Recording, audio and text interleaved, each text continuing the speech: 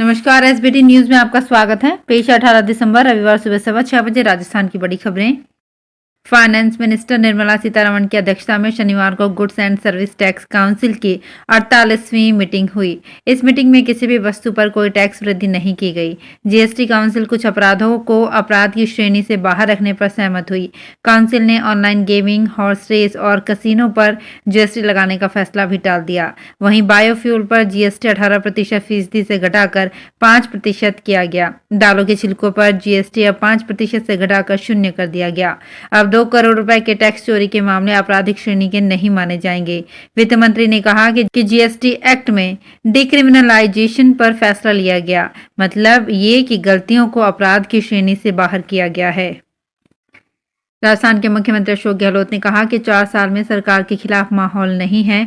ये पहला मौका है जब सरकार के खिलाफ कोई माहौल नहीं है। इससे बड़ी सरकार की उपलब्धि क्या होगी। फिर भी विपक्ष के लोग हमारी सरकार, मंत्री और विधायकों के बारे में अफवाह फैलाते हैं। गहलोत सरकार के 4 साल पूरे होने पर शनिवार को जवाहर कला केंद्र में प्रदर्शनी के उद्घाटन के बाद बोल रहे थे।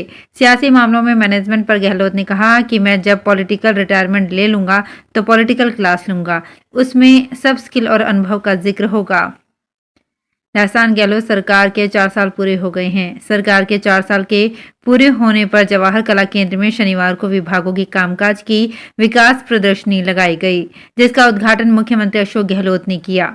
साथ ही मुख्यमंत्री अशोक गहलोत ने सूचना जनसंपर्क विभाग के ऐप को भी लॉन्च किया। इस दौरान मुख्यमंत्री के साथ कांग्रेस के प्रदेश प्रभारी सुखजिंदर सिंह रंधावा और प्रदेश कांग्रेस के अध्यक्ष गोविंद सिंह डोटासरा भी रहे। इससे पहले प्रदर्शनी उद्घाटन के मौके पर मौजूद लोगों को संबोधित करते हुए मुख्यमंत्री अशोक गहलोत ने कहा कि गहलोत सरकार ने 4 साल में विकास के कई आयाम स्थापित किए हैं। सीएम गहलोत ने ये भी साफ कर दिया कि ऐसा पहली बार हुआ है जब 4 साल के बाद भी राजस्थान में एंटी इनकम्बेंसी नहीं है। सरकार ने गुड गवर्नेंस दिया है और लोगों को सरकार का मॉडल पसंद आया है। राजस्थान वासी अब विदेशी गायों के बजाय देसी गायों का दूध पिएंगे। 2020 में शुरू हुए राष्ट्रीय कृत्रिम गर्भाधान कार्यक्रम के पहले चरण में कुछ जिलों के चुनिंदा गांव ही शामिल थे। पशु विज्ञान केंद्र झुंझुनू के प्रभारी अधिकारी डॉक्टर प्रमोद कुमार के अनुसार गत अगस्त से राज्य के सभी जिलों में कार्यक्रम का चौथा चरण शुरू हुआ है। कृत्रिम गर्भाधान में 4 देसी नस्लों को प्राथमिकता दी जा रही है। पहले इसमें हॉलिस्टियन एवं जर्सी नस्ल के विदेशी गौवंश ज्यादा काम में लिए जाते थे। देसी गायों की चारों नस्ल सबसे ज्यादा दूध देने के लिए प्रसिद्ध है। इनमें गिर नस्ल की गायें गुजरात के गिर क्षेत्र में ज्यादा पाई जाती है। सीकर में जैविक खेती को बढ़ावा देने के लिए कृषि विभाग ने नाबार्ड के सहयोग से नई कवायद शुरू की है। कवायद के तहत जिले के सैकड़ों किसान आगामी वर्षों में खुद के ब्रांड के नाम से जैविक गेहूं, बाजरा या अन्य फसलें बेच सकेंगे। सामान्य गेहूं, बाजरा से करीब 3 गुना अधिक भाव मिलने से किसानों की आर्थिक स्थिति भी मजबूत होगी। इसके लिए कृषि विभाग ने परंपरागत कृषि विकास योजना के तहत किसानों से वृहद स्तर पर जैविक खेती करवाने का काम हाथ में लिया है। सब कुछ ठीक रहा तो करीब 10,000 हेक्टेयर में जैविक गेहूं, बाजरा, चना, सरसों या अन्य फसलों की खेती करवाई जाएगी। राजस्थान विधानसभा सभाध्यक्ष व नाथद्वारा विधायक डॉक्टर सीपी जोशी आज रविवार को 1 दिवसीय दौरे पर नाथद्वारा आएंगे। नगरपालिका अध्यक्ष मनीष राठी व जिला कांग्रेस प्रवक्ता व पार्षद दिनेश एम जोशी के अनुसार विधानसभा अध्यक्ष सुबह 10:30 बजे नाथद्वारा पहुंचकर नगरपालिका द्वारा किए गए शहर के 4 प्रमुख विकास कार्यों का लोकार्पण स्थानीय दामोदर लाल स्टेडियम में आयोजित समारोह में करेंगे। भारत जल्द ही 1972 के बाघ संरक्षण को लेकर बने कानून का दायरा बढ़ाने जा रहा है। इसके तहत हर दुर्लभ जीव व वनस्पति को इसमें शामिल किया जाएगा। भारत दुनिया का पहला देश बनने जा रहा है जो दुनिया के तमाम दुर्लभ परिंदों, पौधों, वन्य जीवों को कानूनी संरक्षण देगा। इसके लिए एक ताकतवर कानून संसद में अगले सप्ताह पास होगा। इस कानून की मूल प्रेरणा राजस्थान से है। राजस्थान से राज्यसभा सांसद व केंद्रीय वन पर्यावरण मंत्री भूपेंद्र यादव के नेतृत्व में ये कानून लाया जा रहा है। जिला प्रभारी सचिव एवं संभागीय आयुक्त सांवरमल वर्मा ने धौलपुर दौरे के दूसरे दिन जिले के करीब आधा दर्जन से अधिक संस्थानों का औचक निरीक्षण कर व्यवस्थाओं का जायजा लिया। निरीक्षण के दौरान अधिकतर स्थानों पर खामियां मिली। शहरी प्राथमिक स्वास्थ्य केंद्र सागरपाड़ा पर पीएचएम जूली गुप्ता तथा कंप्यूटर ऑपरेटर प्रमोद उपस्थिति पंजिका में हस्ताक्षर कर मौके से नदारद मिले। वहीं इंदिरा गांधी शहरी रोजगार गारंटी योजना के अंतर्गत चल रहे कार्यों का निरीक्षण किया, जिसमें 2 श्रमिक अनुपस्थित मिले, जिस पर उन्होंने मेट को फटकार लगाई। राजस्थान सरकार के 4 साल पूरा होने पर शनिवार को सीकर जिले में अनेक जगह कार्यक्रम हुए। कांग्रेस सोशल मीडिया जिला अध्यक्ष गोविंद पटेल की ओर से जिला मुख्यालय स्थित एसके अस्पताल में संचालित इंदिरा रसोई योजना में जरूरतमंद लोगों को निःशुल्क भोजन करवाया गया। गुंडर देही ने जानकारी देते हुए बताया कि राजस्थान सरकार के बेमिसाल 4 साल पूरा होने के उपलक्ष्य में पूरे प्रदेश में जश्न का माहौल है। वहीं कार्यकर्ताओं में भी काफी उत्साह है। भारतीय जनता पार्टी के राजस्थान प्रदेश अध्यक्ष डॉक्टर सतीश पूनिया ने कहा कि भाजपा के नेतृत्व को लेकर कोई अंतर विरोध नहीं है तथा जिसको भी आलाकमान तय करेगा वही प्रदेश का मुख्यमंत्री होगा और सभी उसे स्वीकार करेंगे।